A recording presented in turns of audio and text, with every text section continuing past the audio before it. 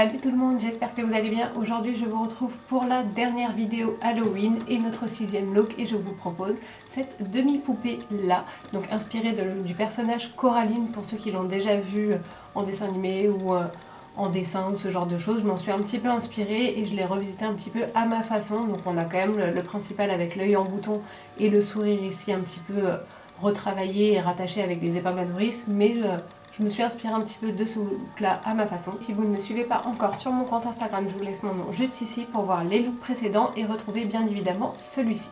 Et du coup, je vous propose ce look et je vous emmène avec moi pour vous montrer comment je l'ai réalisé. C'est parti. Donc comme d'habitude, on se protège la peau pour ce dernier look puisque vous allez voir qu'on va pas mal travailler sur la bouche et au niveau des yeux. Donc on protège doublement la peau avec une base de teint hydratante ou une base de teint nourrissante. Ensuite, on va également se protéger le sourcil puisque c'est une étape que j'aurais dû faire déjà sur le look du démon mais que je n'ai pas pensé à faire. Donc muni d'un stick de colle, on en applique vraiment bien partout dans le sourcil, la rebrousse poil dans le sens du poil comme vous voulez et vous prenez une brosse pour les plaquer sur votre peau le long de votre peau, le long de vos sourcils pour que ce soit le plus à plat possible. Ensuite, pour fixer l'ensemble, on prend une poudre libre, on placarde bien tout ça et on passe un petit coup de gros pinceau pour éliminer l'excédent de poudre. Ensuite, on va nettoyer les contours de la colle qui a pu se déposer autour et on va passer ensuite à notre silicone. Donc comme d'habitude, phase A et phase B, on va mélanger chacune des phases à part égale. Moi je l'ai fait sur la main, après vous le faites vraiment là où vous voulez. Et on va mélanger l'ensemble jusqu'à ce que le mélange ressemble à peu près à ça. Ensuite, on va positionner directement avec notre spatule sur le côté pour commencer à faire notre sourire. Donc comme d'habitude, j'en mets sur le long de la spatule et je fais glisser tout le long pour que le silicone se dépose vraiment de façon très très linéaire pour commencer à créer notre ligne pour le sourire sur le côté de la bouche. Donc je la travaille bien correctement pour que l'espace soit suffisant entre les deux bords. Si vous avez des petits morceaux qui vous gênent, c'est pas grave, vous les retirez, c'est pas un souci. Et vous allez voir qu'au fur et à mesure où ça va sécher, vous pourrez, avant de le fixer, le retravailler un petit peu. Pour fixer l'ensemble, du coup, on passe à la poudre libre et c'est pareil, on en applique bien partout et en grosse quantité pour fixer l'ensemble et éviter d'avoir un silicone qui colle par la suite. Ensuite, je m'attaque à mon teint, donc je fais mon teint comme d'habitude, on prend son éponge habituelle, son fond de teint habituel et on en applique partout, on peut même en poser sur le silicone aussi pour pouvoir le colorer également et que le tout soit très uniforme. Une fois que notre teint est fait, j'en rajoute aussi également par-dessus le sourcil, histoire que ce soit un petit peu plus protégé et je passe à mon anti-cerne, donc comme d'habitude, on applique l'anti-cerne, on l'estompe bien, on le fond bien avec le fond de teint puisque là, il n'y a pas de zone avec des blessures ni quoi que ce soit, donc on prend le temps de bien positionner tout ça et de bien l'estomper pour que ce soit quand même assez naturel. On poudre le tout également, là pour le coup c'est les mêmes étapes que d'habitude. On fixe bien le dessous des yeux, puis on fixe l'ensemble du teint. Pareil, on poudre tout ça avec la houppette et on vient bien tamponner la poudre sur le fond de teint pour que votre fond de teint ne bouge pas par la suite. On retire l'excédent avec un gros pinceau, ça c'est comme d'habitude, on ne change pas, une équipe qui gagne comme on dit. Et je m'attaque à mon seul sourcil du coup, puisqu'on va en faire qu'un seul, on va maquiller vraiment qu'un seul côté de façon naturelle. Donc le sourcil, je le fais vraiment comme d'habitude, avec le même produit que d'habitude, tout pareil, mais sur un sourcil au lieu d'en faire deux.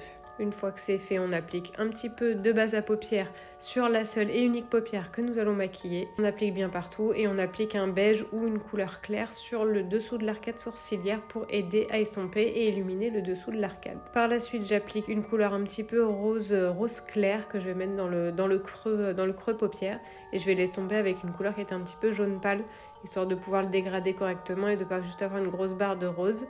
Et j'ai appliqué un pourpre assez clair sur le coin externe de l'œil, histoire de pouvoir contraster un petit peu et foncer légèrement le coin externe. Donc j'ai travaillé vraiment que sur l'extérieur et je l'ai remonté très légèrement dans le creux interne. Et j'ai appliqué un fard à paupières rose pailleté sur la partie, donc coin interne qu'on n'avait pas encore travaillé. Donc c'est pareil, on le positionne, on fait en sorte de bien dégrader l'ensemble et surtout de retravailler le dégradé sur le dessous de l'œil pour que ce soit le plus fluide possible. Je me munis également de mon pourpre que je place sur le dessous de l'œil et que j'estompe également. J'applique un crayon blanc dans la muqueuse interne et un petit trait de liner noir sur le dessus pour avoir un œil un petit peu poupée. Donc j'ai tracé un trait de liner assez droit, je n'ai pas cherché à le remonter ni trop le descendre. Donc j'ai fait quelque chose d'assez droit pour que ça me fasse le regard légèrement tombant, un petit peu comme une poupée. Une fois que c'est fait, mascara. Toujours pas de fossiles et pour la petite anecdote, ma colle à fossiles est complètement foutue, donc c'est pour ça que je n'ai pas pu non plus mettre de fossiles sur aucun de mes looks Halloween. Donc c'est pareil, j'en ai mis en haut et en bas. J'ai retravaillé également mes ombres avec mon bronzer sur les parties qui sont visibles pour le coup. Donc là, il me semble que tout est à peu près visible, du moins sur la partie gauche. Mais en tout cas, voilà, j'ai retravaillé ce que je pouvais avant d'appliquer tout le reste. Un petit blush également, un petit peu orangé brun sur les pommettes, pareil sur les parties visibles que l'on peut voir. Et un petit highlighter qui est un petit peu blanc rosé sur toutes les parties visibles également et les parties au niveau du nez. Je l'ai également utilisé pour le mettre en coin interne et sur le dessous de l'arcade sourcilier. Ensuite, je m'attaque à ma blessure. Donc là, c'est les mêmes techniques que les précédentes. On rosit les bords de la blessure avec un fard à paupières rose et on va ombrer l'intérieur. Donc avec un fard gras rouge clair, on en applique bien à l'intérieur de notre ouverture et on va foncer avec le brun, marron brun, pour donner cette impression de profondeur de la blessure et que ce soit comme si c'était vraiment très très réel pour le coup. Ensuite, je me munis de mon épingle à nourrice. Donc là, faites très attention et j'insiste très fort. Faites vraiment très attention puisque une épingle à nourrice, vous avez le côté qui pique énormément. Donc posez-vous bien, prenez le temps de la positionner pour piquer à l'intérieur du silicone et non pas à l'intérieur de votre peau. Donc vraiment faites très attention avec cette étape-là et j'insiste très fort. Ensuite, je récupère mon gros bouton que j'ai commandé sur Amazon. J'en ai commandé 2 pour au cas où il y en avait rien qui foire. Et je lui place un petit cordage à l'intérieur pour faire comme si elle se l'était cousue directement sur la peau. Et je laisse un gros morceau pendre. Ensuite, je mets du latex dans un petit bocal. Je prends un petit peu de coton hydrofibre pour mettre sur le dessous du coton. Et je fixe avec du latex. Donc, je positionne déjà mon bouton et avec une éponge jetable, je viens appliquer du latex sur le contour pour pouvoir le fixer correctement.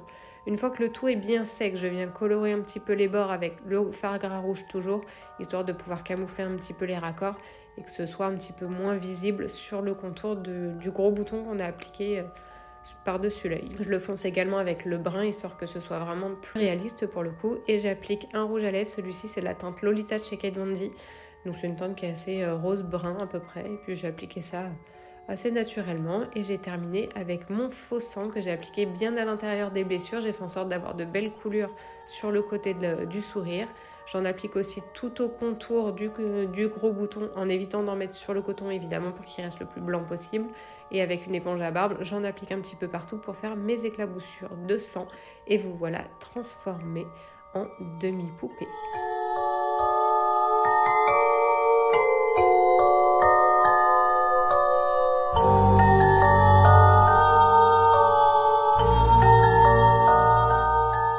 Et voilà pour ce look, j'espère que ce dernier look vous aura plu, j'espère que la série Halloween également vous aura plu et que vous avez pu trouver pas mal de looks différents avec des esthétiques différentes et avec des niveaux différents. J'espère en tout cas que cette série vous aura plu autant sur Instagram que sur YouTube. Si ce n'est pas encore fait, je vous laisse vous abonner à ma chaîne juste ici, vous cliquez sur s'abonner et sur la petite cloche pour ne pas manquer les prochaines vidéos. Et moi je vous retrouve certainement samedi prochain ou la semaine d'après, histoire de reposer un petit peu ma peau après tout ça. Et je vous dis à la prochaine, ciao!